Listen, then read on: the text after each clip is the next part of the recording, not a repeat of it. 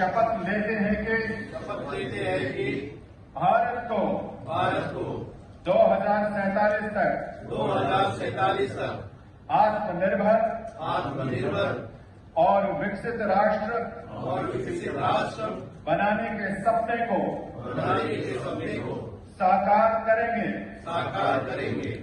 गुलामी की मानसिकता को जड़ से उखाड़ फेंकेंगे। देश की समृद्ध विरासत पर गर्व करेंगे। भारत की एकता को सुदृढ़ करेंगे और देश की रक्षा करने वालों का सम्मान करेंगे। नागरिक होने का कर्तव्य निभाएंगे।